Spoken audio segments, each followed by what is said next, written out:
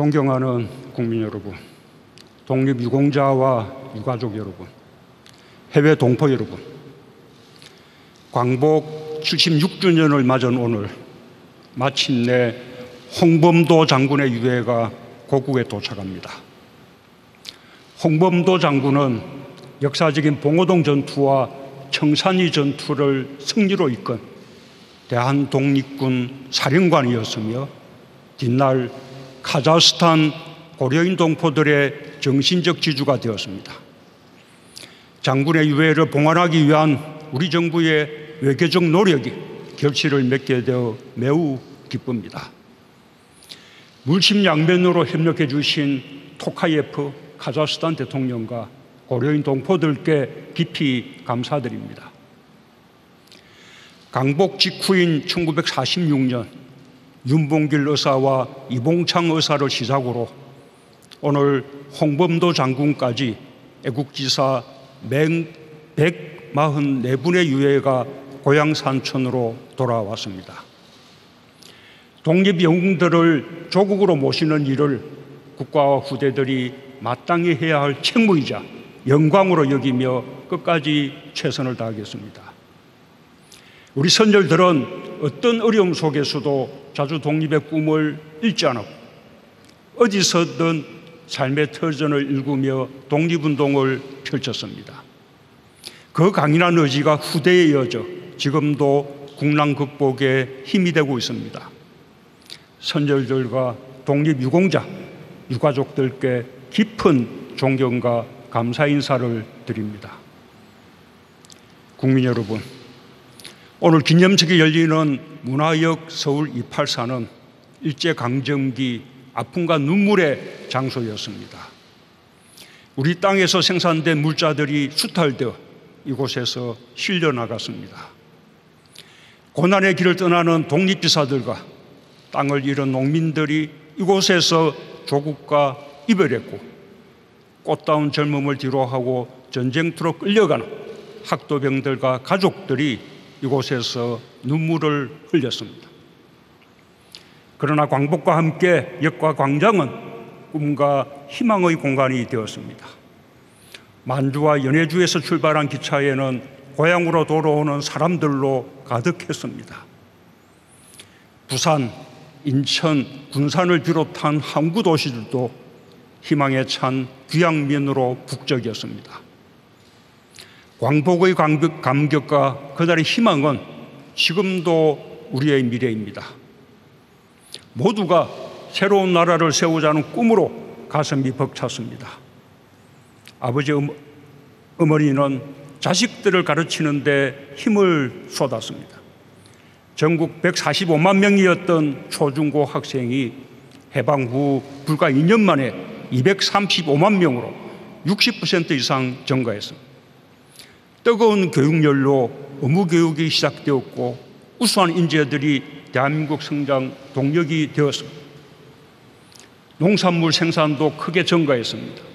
일제의 수탈로 억눌렸던 작물 생산량이 농지개혁 이후 급증했습니다. 1970년대에 이르러 식민지 시절의 3배로 늘었고 마침내 보릿고개를 넘어섰습니다. 우리도 한번 잘 살아보자는 국민들의 의지는 1960년대 경제개발 5개년 계획부터 경제사회개발계획, 신경제계획과 IT산업 육성, 녹색성장과 창조경제로 이어지며 세계 10대 경제대국으로 올라서는 토대가 되었습니다. 2017년 3만 불을 넘어선 1인당 GDP도 지난해 G7 국가를 넘어섰습니다. 자주국방은 지난 100년간 우리의 절실한 꿈이었습니다. 육군은 독립군과 광복군의 정신을 이어받아 세계 최고 수준의 K2 전차, K9 자주포, K21 장갑차를 운용하는 첨단 강군으로 성장했습니다. 일본군이 버리고 간 경비정과 녹선 전함으로 창설한 해군은 이지스함을 포함한 구축함 9척, 잠수함 19척 등 모두 150여 척의 함정을 운용하는 대양 해군이 되었습니다. 1949년 서무대의 경비행기밖에 갖추지 못했던 공군은 세계에서 8번째로 첨단 초음속 전투기 KF-21을 자체 개발하고 강력한 우주공군으로 비상하고 있습니다. 지금 우리는 종합군사력 세계 6위에 오른 군사강국입니다. 4차 산업혁명과 우주시대의 새로운 안보 환경에 대비하며 누구도 넘볼 수 없는 방위력을 이루어가고 있습니다. 백범 김구 선생은 높은 문화의 힘을 가진 나라를 꿈꿨습니다. 오늘 우리 문화예술은 세계를 무대로 그 소망을 이뤄내고 있습니다. BTS는 신곡을 이어가며 빌보드 순위 1위를 지키는 최초의 기록을 세우고 있습니다. 영화 기생충은 칸 영화제와 아카데미를 석권했고 윤여정 배우는 아카데미 여우 조연상을 수상했습니다. K-팝과 영화뿐 아니라 게임, 드라마, 웹툰, 애니메이션을 비롯한 다양한 분야의 콘텐츠가 전 세계에서 사랑받으며 지난해 수출액이 사상 처음 100억 불을 돌파했습니다. 우리 문화예술의 높은 역량은 현대적이고 대중적인 분야에 그치지 않습니다. 클래식 음악과 발레 같은 전통 문화 예술 분야에서도 우리 문화예술인들의 성취는 탁월합니다. 전통과 현대를 조화롭게 수용한 우리 문화예술인들이 창의성과 열정으로 이룬 것입니다. 문화예술을 사랑하는 우리 민족의 저력입니다. 국민 여러분, 우리는 언제나 새로운 꿈을 꾸었습니다. 꿈을 잃지 않았기에 여기까지 왔습니다. 독립과 자유, 인간다운 삶을 향한 꿈이 해방을 가져왔습니다. 지난 6월 유엔 무역개발회의는 만장일치로 개발도상국 중 최초로 우리나라를 선진국으로 격상했습니다. 이제 선진국이 된 우리는 다시 꿈꿉니다. 평화롭고 품격 있는 선진국이 되고 싶은 꿈입니다. 국제사회에서 제 몫을 다하는 나라가 되고자 하는 꿈입니다. 우리는 누구도 가보지 못한 길을 열어왔습니다. 식민지와 제3세계 국가에서 시작해 개발도상국의 새로운 성공 모델을 만들어냈습니다. 우리의 성장 경험을 개도국들과 공유할 수 있다는 것이 우리만이 가진 가장 큰 강점이 되었습니다. 코로나의 거센 도전에 맞서며 우리 국민이 가진 높은 공동체 의식의 힘을 보여주었고 인류가 위기를 극복하는 모범이 되었습니다. 우리에게는 선조들에게서 물려받은 강인한 상생과 협력의 힘이 있습니다. 식민 지배의 굴욕과 차별, 폭력과 착취를 겪었어도 우리 선조들은 해방 공간에서 일본인들에 대한 복수 대신 포용을 선택했습니다. 우리는 언제나 꿈을 이루기 위해 마음을 모았습니다. 위기 앞에서는 더욱 뭉쳤습니다. 서로에게 힘이 되며 숱한 위기를 기회로 반전시켰습니다. 상생협력의 힘이 있기에 우리는 새로운 꿈을 향해 나아가며 포스트 코로나 시대를 선도하게 될 것입니다. 촛불혁명으로 국민 모두가 함께 꾼 꿈은 나라다운 나라, 함께 잘 사는 나라였습니다. 우리는 주 52시간제와 최저임금 인상, ILO 핵심 협약 비준으로 노동기본권을 확대하고 있습니다. 고용보험 확대와 기초연금 인상, 건강보험 보장성 강화와 치매국가 책임제로 우리 사회의 포용성을 높이고 있습니다. 코로나 위기 역시 어느 선진국보다 안정적으로 극복하고 있습니다. 델타 변이 확산으로 인한 4차 유행도 반드시 이겨낼 것입니다. 백신 접종도 목표에 다가가고 있습니다. 10월이면 전 국민의 70%가 2차 접종까지 완료할 것이며 목표 접종률을 더욱 높일 것입니다. 우리는 함께 회복하고 함께 도약할 것입니다. 코로나로 인한 소상공인의 피해를 두텁게 보상하고 양질의 일자리 창출과 취약계층의 고용 기회를 늘리는 데 있는 힘을 다하겠습니다. 저소득층 생계 지원을 확대하여 격차를 줄이는 포용적 회복을 이루겠습니다. 세계 질서가 새롭게 형성되고 있습니다. 대한민국은 역사의 중요한 분기점에 서서 선도국가로 나아갈 기회를 맞고 있습니다. 선도형 경제는 창의적인 아이디어를 핵심 경쟁력으로 삼는 경제이며 사람을 중심으로 성장하는 경제입니다. 지난해까지 유니콘 기업이 15개로 늘었고 올해 상반기 벤처 투자가 역대 최대 실적을 기록하는 등 제2벤처 붐이 확산되고 있습니다. 조선 수주 세계 1위, 자동차 세계 5강, 메모리 반도체에 이어 시스템 반도체와 배터리 바이오에서도 선전하며 역대 최대 수출 기록을 새롭게 쓰고 있습니다. 정부는 경제의 혁신과 상생과 포용의 가치를 심어 더욱 강하게 만들 것입니다. 2025년까지 총 220조 원을 투자하는 한국판 뉴딜은 사람 중심의 혁신적 포용국가를 향한 로드맵이자 새로운 도약을 이룰 국가발전 전략입니다. 정부는 한국판 뉴딜의 디지털 뉴딜, 그린 뉴딜과 함께 휴먼 뉴딜을 또 하나의 축으로 세웠습니다. 전국민 고용보험, 생계급여 부양 의무자 기준 전면 폐지 등 사회 안전망을 더 촘촘히 구축하고 사람에 대한 투자로 디지털과 그린 전환을 이끌겠습니다. 소프트웨어와 인공지능을 비롯한 미래 인력 양성을 통해 청년들에게 좋은 일자리를 제공할 것입니다. 디지털과 그린 전환의 과정에서 뒤처지는 국민이 없도록 공정한 전환에도 힘쓰겠습니다. 우리 정부가 추구해온 국가균형 발전의 꿈은 지역균형 뉴딜을 통해 이루어질 것입니다.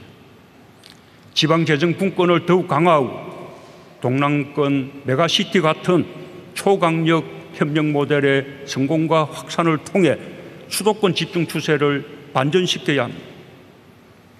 경기가 빠르고 강한 회복세를 보이고 있지만 아직 그 온기가 미치지 못하는 곳이 많습니다. 경제 회복의 혜택을 모두에게 나누어 함께 잘 사는 나라의 꿈을 반드시 체감할 수 있는 현실로 만들겠습니다. 품격 있는 선진국이 되는 첫 출발은 존중하고 배려하는 문화입니다. 차별과 배제가 아닌 포용과 관용의 사회로 한 발 더 전진해 나가야 하겠습니다. 사회적 약자를 배려하고 서로의 처지와 생각의 다름을 인정하고 존중할 때 우리 사회는 품격 있는 나라, 존경받는 선진국으로 나아갈 수 있을 것입니다. 존경하는 국민 여러분, 우리는 선진국으로 도약하는 과정에서 국경을 넘어 상생과 협력을 실천해 왔습니다. 개방과 통상국가의 길을 걸으며 7대 수출 대국으로 성장했고 세계 경제 발전에 기여했습니다. 우리 정부 들어서도 RCEP을 비롯해 인도네시아, 캄보디아, 이스라엘과 FTA를 타결하며 협력의 폭을 넓혔습니다. 세계가 함께 대응하지 않으면 코로나를 이길 수 없고 기후위기를 극복할 수 없습니다. 대한민국은 선진국과 개도국의 상생협력을 이끄는 가교국가 역할을 해나갈 것입니다. 대한민국이 G7 정상회의에 2년 연속 초청된 것은 새로운 세계 질서의 태동을 의미합니다. 개방과 협력으로 키운 우리의 역량을 바탕으로 코로나 위기 극복과 함께 코로나 이후 세계 경제 재건과 평화 질서에 적극 이바지할 것입니다. 특히 개도국에서 선진국으로 발전한 우리의 성장 경험과 한류 문화, K-방역을 통해 쌓은 소프트파워를 토대로 새로운 시대의 가치와 질서 형성에 앞장설 것입니다. 첫째, 백신 허브 국가로 도약하겠습니다. 우리는 세계 2위의 바이오 의약품 생산 능력, 한미 백신 파트너십 등에 기반해 인류 공동의 감염병 위기 극복에 앞장설 것입니다. 지난 5일 출범한 글로벌 백신 허브 추진위원회가 중심이 되어 백신 원부자재 개발부터 수급까지 집중 지원하겠습니다. 내년 상반기까지 국산 1호 백신을 상용화하는 데 정부가 기업과 함께 하겠습니다. 둘째, 글로벌 공급망에서 우리의 역할을 더욱 높이겠습니다. 세계 최고의 경쟁력을 갖추고 있는 반도체와 배터리 산업은 우리가 글로벌 공급망 안정에 기여할 수 있는 분야입니다. 기술 격차를 더욱 벌려 글로벌 선도기지의 위상을 공고히 하겠습니다. 셋째, 기후위기 대응에 우리가 해야 할 책임을 다하겠습니다. 우리는 지난해 2050 탄소 중립 선언이라는 새로운 이정표를 세웠습니다. 환경을 위해 자발적으로 실천해온 우리 국민들과 ESG 경영에 적극적으로 나선 기업들의 노력이 있었기에 세울 수 있었던 이정표입니다. 정부는 지난 5일 발표한 2050 탄소 중립 시나리오를 토대로 국민 여론을 폭넓게 수렴하고 올해 안에 실현 가능한 2030년 감축 목표를 공약하여 국제사회의 일원으로서 책임을 다할 것입니다. 2050 탄소 중립은 결코 쉽지 않은 목표지만 그렇다고 부담으로만 인식할 필요는 없습니다. 탄소 중립을 위한 전 세계적인 사회경제적 대전환은 지금까지 유례가 없었던 새로운 혁신을 일으키고 많은 일자리를 만들어낼 것입니다. 우리가 선도국가로 도약할 수 있는 절호의 기회이기도 합니다.